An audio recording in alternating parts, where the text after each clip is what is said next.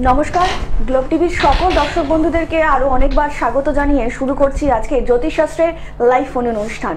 প্রত্যেক বৃহস্পতিবার ঠিক এই সময় যে মানুষটিকে আপনারা দেখার জন্য টিভির পর্দার সামনে অধীর আগ্রহে অপেক্ষা করে থাকেন, ইতিমধ্যেই কিন্তু সেই মানুষটি আমাদের এই স্টুডিওতে এসে উপস্থিত রয়েছেন। তিনি হচ্ছেন জ্যোতিষ, বাস্তুবিদ, হস্তরেখা বিশারদ, তন্ত্র খ্যাতি সম্পন্ন, 20 বছরের অভিজ্ঞতা সম্পন্ন স্বর্ণ পদক প্রাপ্ত ডক্টর অভিজিৎ ঘোষাল, যিনি ইতিমধ্যেই গুরু দ্রোণাচার্য, জ্যোতিষ বিদ্যাভূষণ, রাষ্ট্রীয় জ্যোতিষ ভূষণ গৌরব, জ্যোতিষ বিক্রমাদিত্য, শ্রী মহর্ষি ও মহর্ষি বেদব্যাস সহ নানা পুরস্কারে পুরস্কৃত এবং সম্মানিত। যে মানুষটি ইতিমধ্যেই এত পুরস্কারে সম্মানিত এবং ভূষিত, সেই মানুষটির কথা কিন্তু আলাদাভাবে আর বলার কোনো প্রয়োজন মনে করে না, কারণ তিনি হচ্ছেন ইতিমধ্যেই জ্যোতিষ জগতের একজন উজ্জ্বল নক্ষত্র, ডক্টর অভিজিৎ ঘোষাল। আমরা যে কটা পর্ব দাদার সঙ্গে পার করে এসেছি, প্রত্যেকটা পর্ব থেকেই কিন্তু শিখছি জীবনে বাধা বিপত্তি আসলে কিভাবে তা কাটিয়ে উঠতে হবে। একদমই তাই, দাদা কিন্তু প্রত্যেকটা মুহূর্তে শেখাচ্ছেন যে বিপদ কিন্তু আসতেই পারে, যে কোনো মুহূর্তে আসতে পারে। বিপদ আসলে কিংবা বিপদ আসার আগের মুহূর্তটা ঠিক আমাদের কি কি করণীয়, জীবনে কি কি সাবধানতা অবলম্বন করতে হবে, সেই সমস্ত কিছুই যে দর্শনীয় উপায়, তার প্রত্যেকটা জিনিস কিন্তু আমরা দাদার কাছ থেকে শিখি এবং আগামী দিনেও শিখবো বলে আশা রাখছি। তো চলুন আজকের এই লাইভ ফোন অনুষ্ঠানে আরো একবার আমরা স্বাগত জানিয়ে নেব ডক্টর অভিজিৎ ঘোষালকে। দাদা অনেক অনেক স্বাগত আজকে লাইভ ফোনের অনুষ্ঠানে আপনাকে। নমস্কার দর্শক বন্ধুরা। সৃষ্টি স্থিতি বিনাশনাং শক্তি ভূতে সনাতনী গুণাশ্রয়ী গুণময়ী নারায়ণী নমস্তুতে। তো জগৎজননীর পায়ে শতকোটি প্রণাম জানিয়ে আজকের প্রোগ্রাম আমি শুরু করছি। আপনারা জানেন দ্য কাউন্টডাউন বিগিনস, মানে দুর্গাপুজোর কাউন্টডাউন শুরু হয়ে গেছে, আর মাত্র 15টা দিন। তো আজকে আমরা পূর্ণিমা কাটিয়ে ফেলেছি। মায়ের আরাধনা আমরা করি মহালয়া থেকে, মায়ের আবির্ভাব আমরা বুঝি মহালয়া থেকে। পিতৃপক্ষের সমাপন হবে আর মাতৃপক্ষ শুরু হবে। তো সেই কারণে মহালয়া আমরা মায়ের আগমন ভাবি, এবং সেই মহালয়া হতে আর মাত্র 15টা দিন বাকি আছে। তো বলি, আমি আজকে যে বিষয় নিয়ে আমি আলোচনা করব সেটা হচ্ছে আমরা যে গ্রহ দোষ, মানে আমাদের যে ন্যাটাল চার্টে যে গ্রহগুলো থাকে রবি থেকে শুরু করে কেতু পর্যন্ত, সেই সমস্ত গ্রহ সম্বন্ধে আমি একটু আলোচনা করব, এবং তার সঙ্গে আমি তার যে ইষ্ট দেবী, মানে মায়ের যে সমস্ত রূপ প্রত্যেকটা গ্রহের সঙ্গে সংযুক্ত, তো সেইটা নিয়ে আমি আলোচনা করব। কেউ একজন দর্শক বন্ধু আছে আমাদের প্রথম কলার ইতিমধ্যেই উপস্থিত। নমস্কার, কে বলছেন? নমস্কার, আমি পান্ডা থেকে অজয় ঘোষ বলছি। হ্যাঁ অজয় বাবু বলুন, কার সম্বন্ধে জানবেন? এটা আমার বিষয় জানবো। আচ্ছা, আপনার জন্ম তারিখ বলুন অজয় বাবু। 1 ফেব্রুয়ারি 1985। 1 ফেব্রুয়ারি 1985। জন্ম সময় বলুন। রাত্রি 7:30টা পান্ডুয়া। রাত্রি 7:30টা পান্ডুয়া। বলুন কি প্রশ্ন আছে? একটাই প্রশ্ন করবেন? প্রশ্ন, আমার বিয়েটা হচ্ছে না কেন, ওটাই নিয়ে প্রশ্ন। আমরা কবে নাগাদ হবে বিয়েটা? দাদার প্রোগ্রাম দেখেছেন? আচ্ছা, পান্ডুয়া হুগলি না? হ্যালো, পান্ডুয়া কি হুগলি? হুগলি, হুগলি একদম। দাদার প্রোগ্রাম এর আগে দেখেছেন? হ্যাঁ দেখেছি দাদার প্রোগ্রাম। আচ্ছা, কেমন লাগছে? ভালো লাগে, অভিজিৎদার প্রোগ্রাম খুব ভালো। অনেক ধন্যবাদ। তো বলি দাদা, যেটা মেন প্রবলেম হয়ে আছে আপনার, যে বিবাহকারক যে গ্রহ থাকে না, সেটা 7th হাউস থেকে বিচার করা হয়। আপনার রাশি লগ্ন আপনি জানেন? না না জানি না। আচ্ছা, যাই হোক, আপনার লগ্ন থেকে 7th হাউসের অধিপতি যে সে বসে আছে ব্যয়স্থানে, হ্যাঁ, খরচা খাতায়। তো ওই জায়গার একটু প্রতিকার করুন, আমার মনে হয় সেক্ষেত্রে সুরাহা পাবেন। Already you are too much late. হ্যাঁ, অনেক দিন লেট হয়ে গেছে দাদা, 40 বছর। তবুও মানে ওই বলে যে বেটার লেট দ্যান নেভার, না হওয়ার চেয়ে লেটে করাটা ভালো। তো সেই অর্থে বলি যে একটু রবির প্রতিকারটা করে নিন, ঠিক আছে?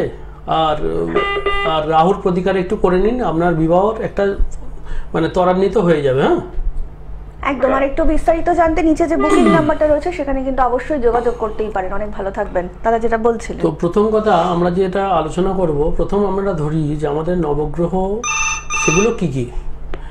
তো রবি, চন্দ্র, মঙ্গল, বুধ, বৃহস্পতি, শুক্র, শনি, মানে আমাদের যে দৈনিক বারগুলো আছে তার সঙ্গে সম্পর্কযুক্ত আমাদের নবগ্রহ।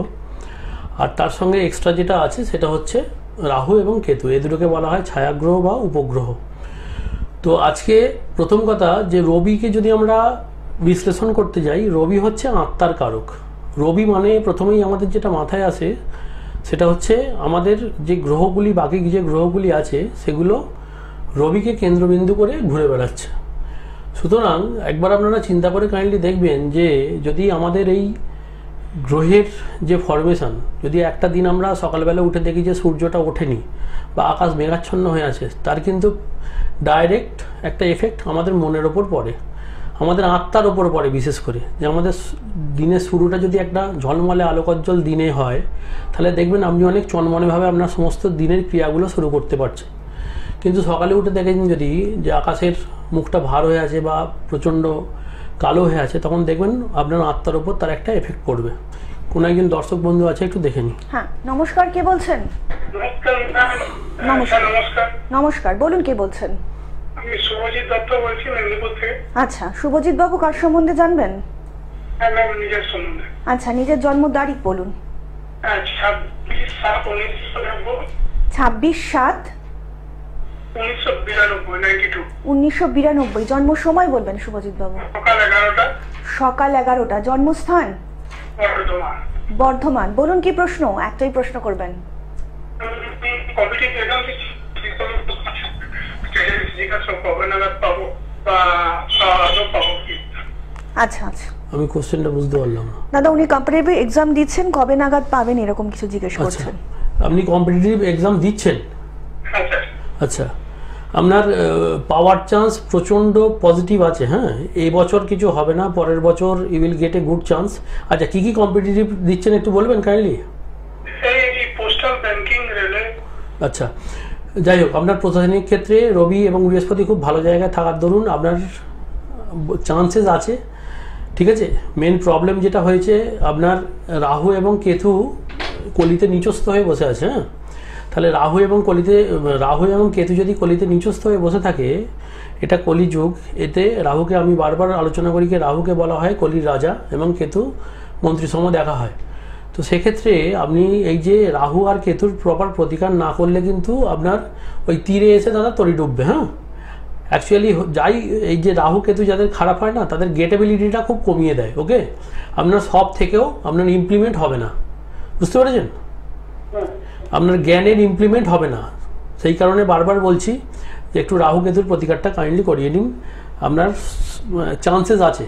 ওকে, একদম। আর একটু বিস্তারিত জানতে নিচে যে বুকিং নাম্বারটা রয়েছে সেখানে কিন্তু অবশ্যই যোগাযোগ করে নিতেই পারেন। আপনাদেরকে আরও একবার জানিয়ে রাখি, যে মানুষটি ইতিমধ্যেই রাষ্ট্রীয় প্রতিভা পুরস্কার 2025-এ সম্মানিত এবং ভারতরত্ন গৌরব পুরস্কার কেন্দ্রীয় সরকার দ্বারা পুরস্কৃত, সেই মানুষটির কথা কিন্তু আলাদাভাবে বলার কিছুই নেই। আপনাদেরকে আরও জানিয়ে রাখি, যারা দাদাকে দেখিয়েছেন তারা কিন্তু প্রত্যেকেই জানেন, এবং যারা এখনও ভাবছেন যে কোথায় গেলে সঠিক সমাধান এবং প্রতিকার পাবেন, তাদের জন্য জানিয়ে রাখি তারা কিন্তু অবশ্যই নিচে যে বুকিং নাম্বারটা যাচ্ছে প্রোগ্রামের পরে কিন্তু অবশ্যই যোগাযোগ করে ডায়াল করে নিতে পারেন। তার জন্য আপনাদেরকে ডায়াল করতে হবে 9836019619 নাম্বারে, এছাড়া 9143074028 নাম্বারে।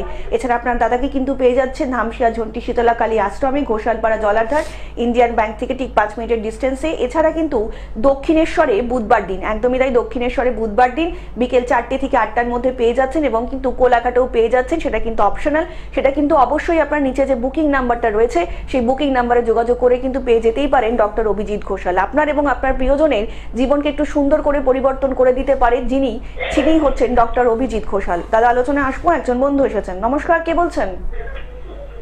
হ্যালো, নমস্কার, কে রয়েছেন? হ্যাঁ, আমি হাওড়া থেকে বলছি। হ্যাঁ বলুন ম্যাডাম, কে বলছেন? ছেলের নামটা বলবেন ম্যাডাম। আমার ছেলের নাম হচ্ছে গিয়ে, আমার নাম বলবো না, আপনার ছেলের নামটা বলুন। হ্যাঁ, আমার ছেলের নাম শ্রেয়ান বংশমণি। আচ্ছা, শ্রেয়ানের জন্ম তারিখ বলুন ম্যাডাম।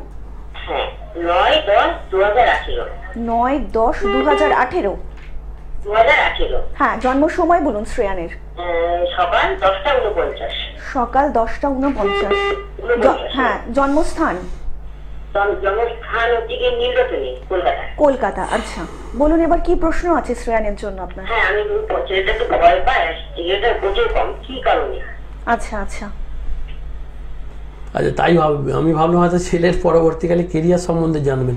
যাই হোক, আপনাকে ধন্যবাদ। কারণ প্রথম কথা আমি বলি, হ্যাঁ লাইনটা কেটে গেল, যাই হোক টিভিতে শুনে নিন।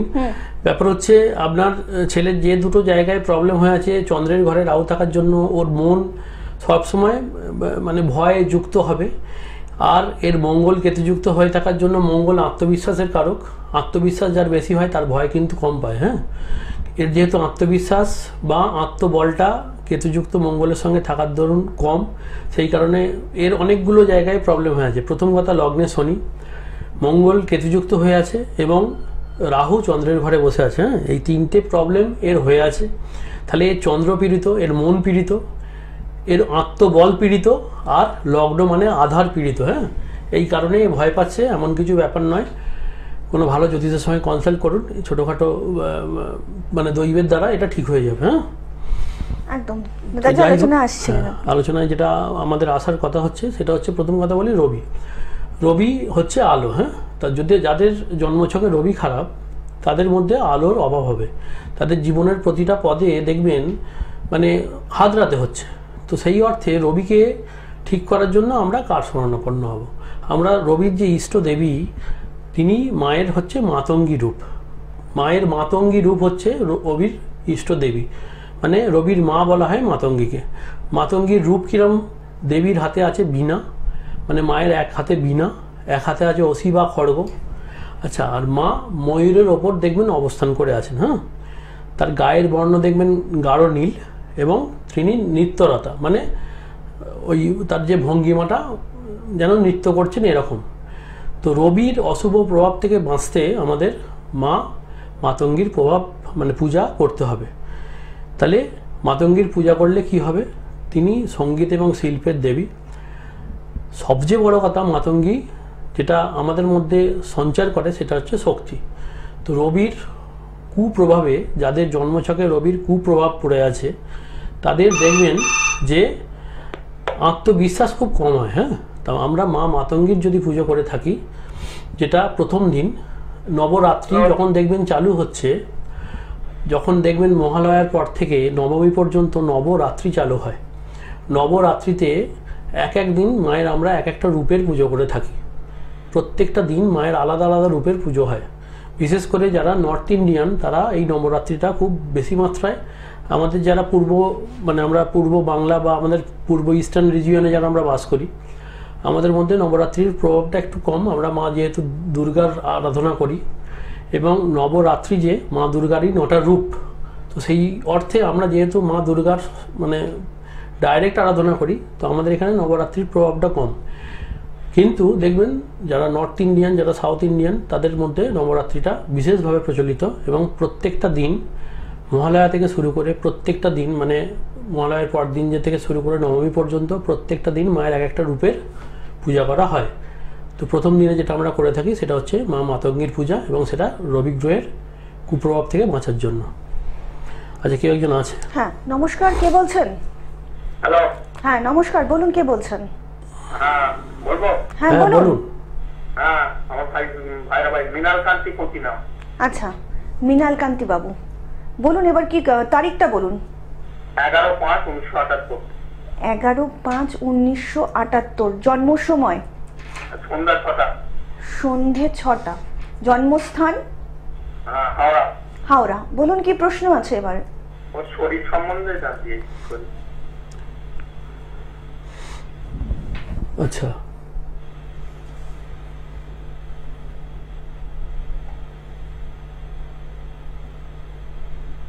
আচ্ছা, ওনার শরীরটা কতদিন খারাপ আছে?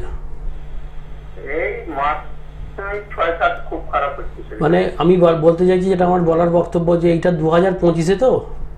হ্যাঁ, 2025। হ্যাঁ, আচ্ছা, এনার মঙ্গলটার প্রতিকার করিয়ে দিন। হ্যাঁ, এনার মঙ্গলটার প্রতিকার করিয়ে দিন। মঙ্গলের প্রতিকার না করালে কিন্তু ইনি শরীর থেকে মুক্ত হতে পারবেন না, বারবার বলছে। হ্যাঁ, এনার মঙ্গল নিচস্থ। হ্যাঁ বলুন। আমি বলছি, যাই এর মেন প্রবলেম হয়ে আছে, এনার মঙ্গল নিচস্থ হয়ে বসে আছে, এনার রাহু ব্যয়স্থানে, কেতু ষষ্ঠে, তাহলে ইনি যেটা মেন প্রবলেম হবে, যে ইনি শত্রু দ্বারা জর্জরিত হয়ে থাকবেন, মামলা মোকদ্দমায় ঘিরে থাকবেন, এবং শরীরে অসুস্থ হয়ে থাকবেন। ঠিক আছে, এই তিনটে জায়গায় মঙ্গল, রাহু এবং কেতু এই তিনটে জায়গার প্রতিকারের দরকার আছে। একটু ভালো জ্যোতিষকে দেখিয়ে প্রতিকারগুলো করে নিন। এনার পজিটিভিটি মারাত্মক। এনার বৈশাখ মাসে মনে হয় জন্ম, হ্যাঁ বৈশাখ, হ্যাঁ ওই যাই হোক বৈশাখ মাসে এনার জন্ম, ঠিক আছে। ইনি শুধুমাত্র সময়ের ফেরে পড়ে আছেন, এনার উদ্ধার হওয়ার জায়গা আছে। ভালো একটা জ্যোতিষকে দেখে প্রতিকার করিয়ে নিন। ওকে, বৃহস্পতিবার না দেখুন তো স্যার, এর ডেটটা তো জন্মবার, বৃহস্পতিবার, হ্যাঁ হ্যাঁ বৃহস্পতিবার। হ্যাঁ হ্যাঁ একদম। আর একটু বিস্তারিত জানতে নিচে যে বুকিং নাম্বারটা রয়েছে সেখানে কিন্তু অবশ্যই যোগাযোগ করে নিতেই পারেন। আপনাদেরকে আরও একবার জানিয়ে রাখি, সামনেই কিন্তু একটা আসন্ন মহাযোগ আসছে, সেটা হচ্ছে মহালয়ার অমাবস্যা।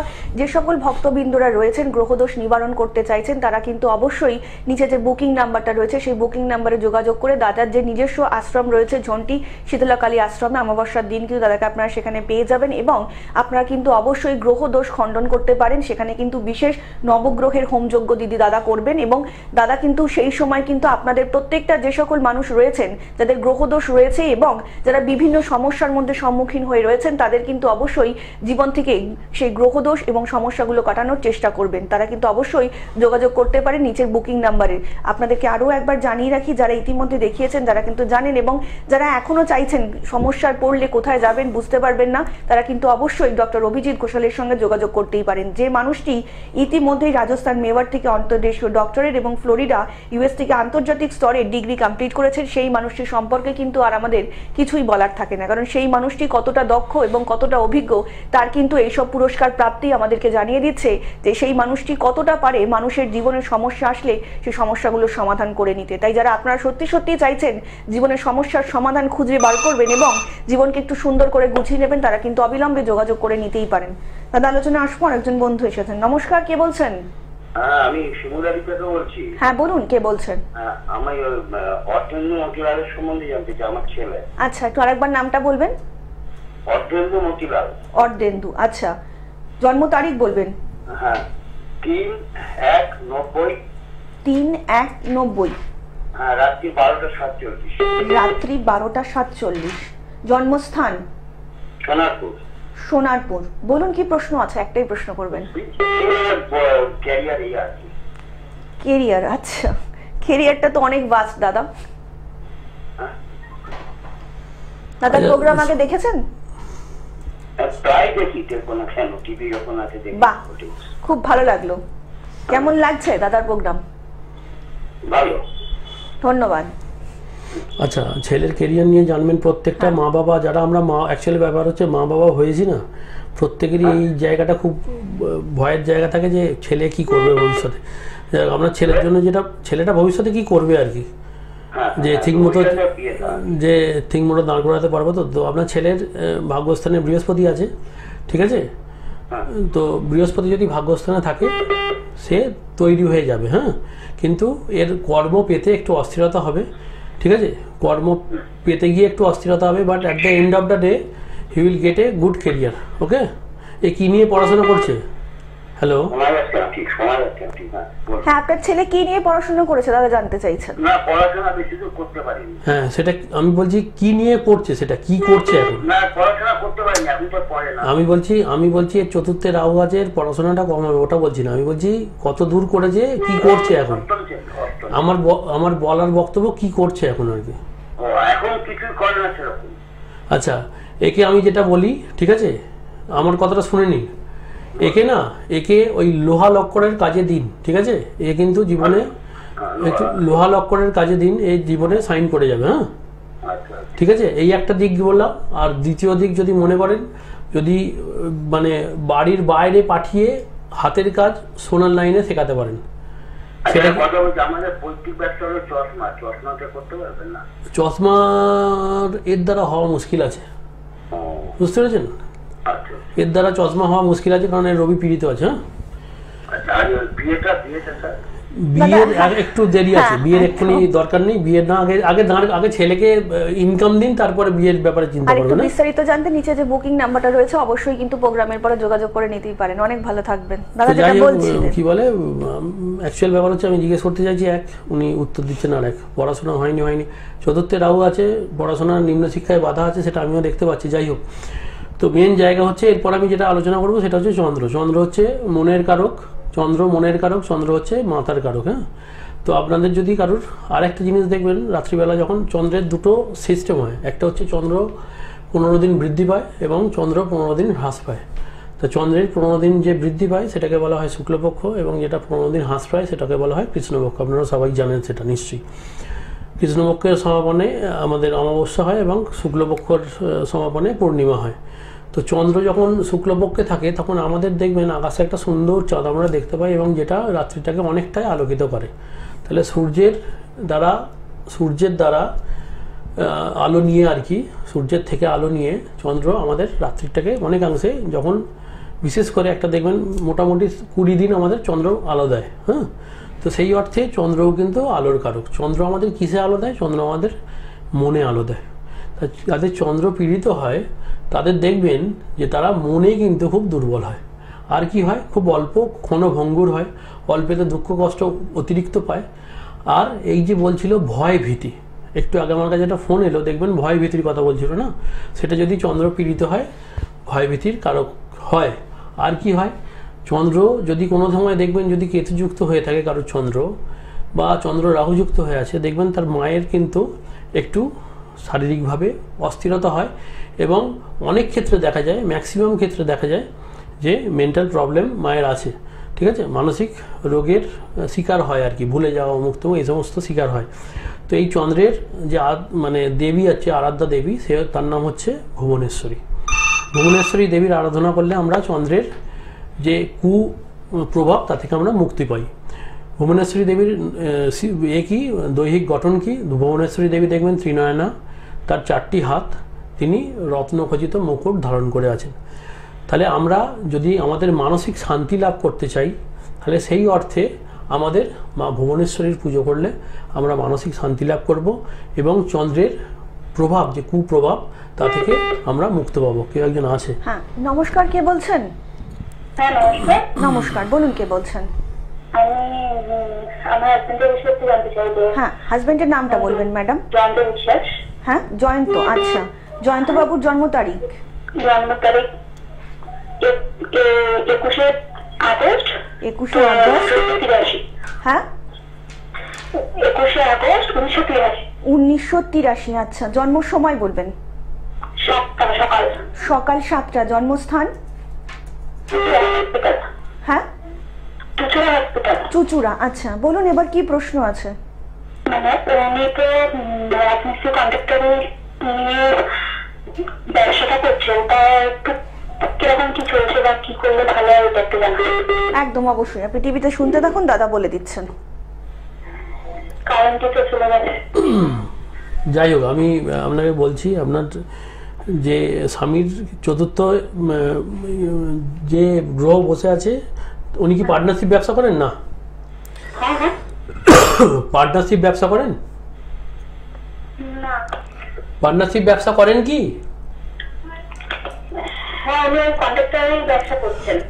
আচ্ছা, এই বছরটা খারাপ চলবে, এই বছরটা খারাপ চলবে, সময় আমাদের কাছে খুবই অল্প। হ্যাঁ, এই বছরটা খারাপ চলবে, পরের বছর থেকে আবার একটা ভালো ফেজ পাবে, যে লাইনে ব্যবসা করছেন সেই লাইনে উন্নতি হয়ে যাবে, কোনো চিন্তা নেই। হ্যাঁ, একদম। আর একটু বিস্তারিত জানতে নিচে যে বুকিং নাম্বারটা রয়েছে সেখানে কিন্তু অবশ্যই যোগাযোগ করতে পারেন। দাদা, আমাদের কিন্তু সময় প্রায় একদমই শেষের মুখে, তো যাওয়ার আগে দর্শকদের কিছু বলতে যাওয়ার আগে যেটা বলতে চাই, যে এই যে অমাবস্যা আসছে, এটা হচ্ছে মহালয়ার অমাবস্যা, দেবীপক্ষের অমাবস্যা। যাদের গ্রহদোষ নিবারণের জন্য মনে করবেন আমার সঙ্গে যোগাযোগ করবেন, তারা এই অমাবস্যায় আমার যে মায়ের মন্দির আছে তাতে এই যে নবগ্রহের আমি বললাম ইষ্ট দেবী আছে, সেই প্রত্যেকটা রূপের কিন্তু এই অমাবস্যায় বিশেষভাবে হোম হবে। হ্যাঁ, তো যারা এই হোমে অংশগ্রহণ করতে চান, দেখবেন আমার কন্ট্যাক্ট নাম্বার দেওয়া আছে, চাইলে যোগাযোগ করতে পারেন মনে হলে। আর আজকে সময় একদম অল্প, এই বলে আমি আমার অনুষ্ঠানটা শেষ করছি। দেখা হবে সকলের সঙ্গে আবার আগামী পর্বে। সকলে অনেক ভালো থাকবেন। নমস্কার। নমস্কার।